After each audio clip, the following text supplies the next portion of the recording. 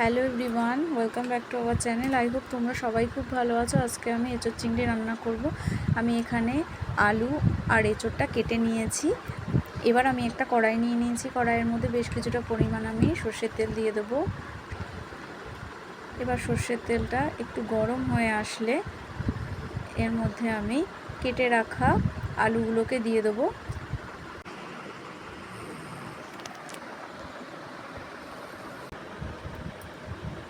আলুগুলোকে দিয়ে দিয়েছি। এবার আমি এটাকে ভালো করে একটু নাড়াচাড়া দিয়ে নেব।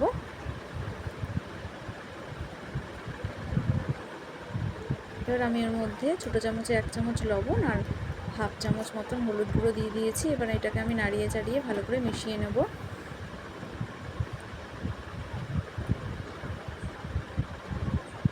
তো আলুগুলো আমার ভাজা হয়ে গেছে। এবার আলুগুলোকে আমি একটা বাটিতে তুলে নেব।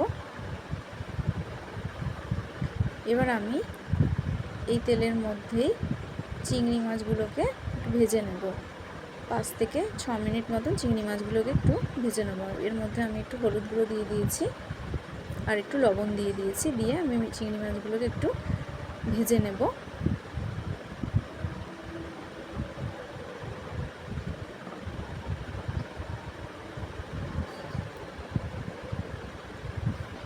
চিংড়ি মাছগুলো আমার ভাজা হয়ে গেছে। এবারে চিংড়ি মাছগুলোকে আমি একটা প্লেটের মধ্যে তুলে নেব।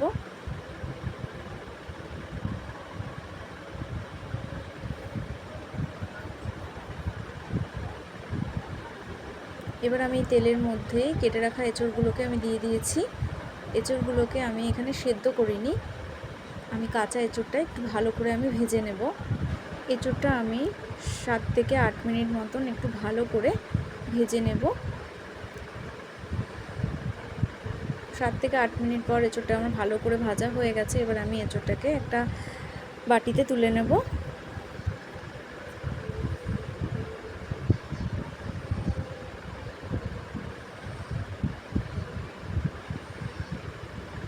এবার আমি একটা প্রেশার কুকার নিয়ে নিয়েছি। প্রেশার কুকারের মধ্যে আমি বেশ কিছুটা পরিমাণ সর্ষের তেল দিয়ে দিয়েছি। এবার তেলটা একটু গরম হয়ে আসলে আমি এর মধ্যে ফোড়নে দিয়ে দেব গোটা জিরে আর 2টো তেজপাতা দিয়ে দেবো আমি, দিয়ে একটুখানি নাড়িয়ে নেব। এবার আমি এর মধ্যেই কুচিয়ে রাখা পেঁয়াজটা দিয়ে দেবো। পেঁয়াজটা দিয়ে আমি এটাকে একটু 1 থেকে 2 মিনিট মতন একটু নাড়িয়ে চাড়িয়ে ভালো করে ভেজে নেব।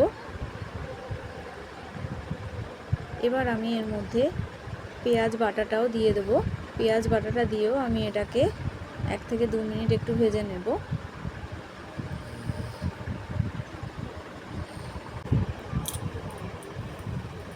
এবার আমি এর মধ্যে রসুন বাটাটা দিয়ে দেবো। রসুন বাটাটা দিয়েও আমি এটাকে ভালো করে নাড়িয়ে চাড়িয়ে নেব একটু, যাতে রসুনের গন্ধটা চলে যায় সেইটুকুই আমি ভাজবো। ভালো করে একটু নাড়িয়ে চাড়িয়ে নেব যাতে প্রেশার কুকারের নিচে না লেগে যায়। তো এর মধ্যে এবার আমি আদা বাটাটা দিয়ে দিয়েছি। আদা বাটাটা দিয়ে আমি আবারও ভালো করে একটু নেড়ে চেড়ে ভেজে নেব আদাটাকে 1 থেকে 2 মিনিট, যাতে আদার কাঁচা গন্ধটা চলে যায়। 1 থেকে 2 মিনিট পর আমি 2টো মাঝারি সাইজের টমেটো কেটে রেখেছিলাম, সেই টমেটোটা আমি এর মধ্যে দিয়ে দিয়েছি। এবার টমেটোটা দিয়ে আমি আবারও ভালো করে এটাকে নেড়ে চেড়ে একটু 2 থেকে 3 মিনিট মতন ভেজে নেব। এবার আমি যে বাটিটায় মশলা করেছিলাম সেই বাটিটা অল্প একটু জল দিয়ে এর মধ্যে দিয়ে দেবো। দিয়ে এবার আমি এখানে 1 চামচ, বড় চামচের 1 চামচ লবণ দিয়ে দিয়েছি। দিয়ে আমি আবারও এটাকে নাড়িয়ে চাড়িয়ে একটু মিশিয়ে নেব।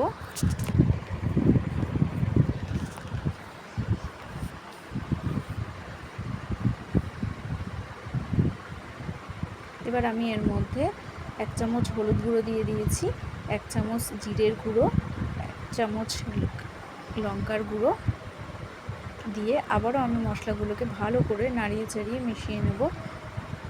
নিয়ে মশলাগুলোকে আমি ভালো করে কষিয়ে নেব।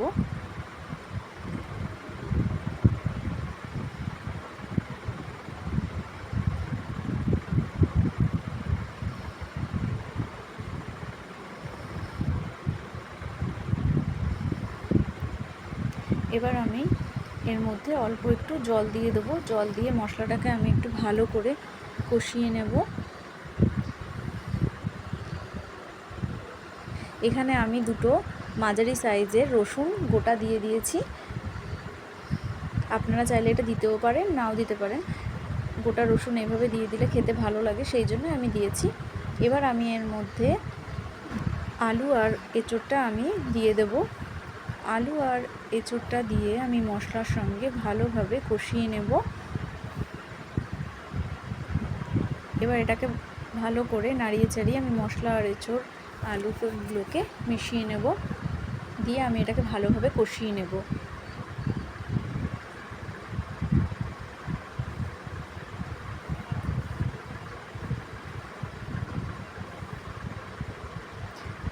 তো এখানে খুব ভালো করে কষানো হয়ে গেছে। এইবার আমি এর মধ্যে ভেজে রাখা চিংড়ি মাছগুলোকে এর মধ্যে দিয়ে দেব। চিংড়ি মাছগুলোকে দিয়েও আমি আবারও নাড়িয়ে চাড়িয়ে মিশিয়ে নেব।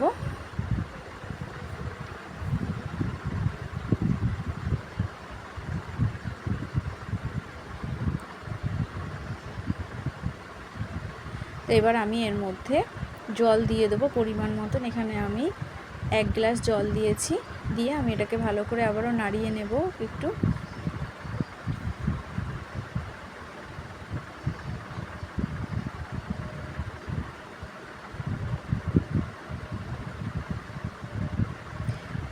এবার আমি এর মধ্যে 1 চামচ গরম মশলা দিয়ে দেবো। গরম মশলাটা দিয়েও আমি আবারও একটু নাড়িয়ে চাড়িয়ে গরম মশলাটা একটু মিশিয়ে নেব।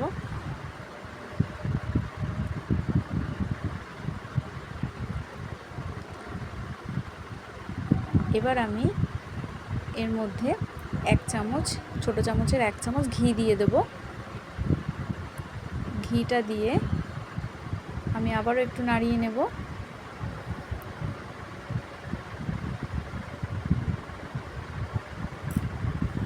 এবার আমি প্রেসার কুকারের ঢাকনাটা আটকে এটাকে আমি এইভাবে 2টো সিটি দেব। 2টো সিটি দেওয়ার পর আমি প্রেসার কুকারটাকে এবার নামিয়ে নেব ঠান্ডা করে। তো দেখুন আমাদের এঁচোড় চিংড়ি একদম রেডি। আপনারাও বাড়িতে এইভাবে ট্রাই করে দেখতে পারেন। এঁচোড় চিংড়ি গরম ভাত রুটির সঙ্গে খেতে খুবই ভালো লাগে।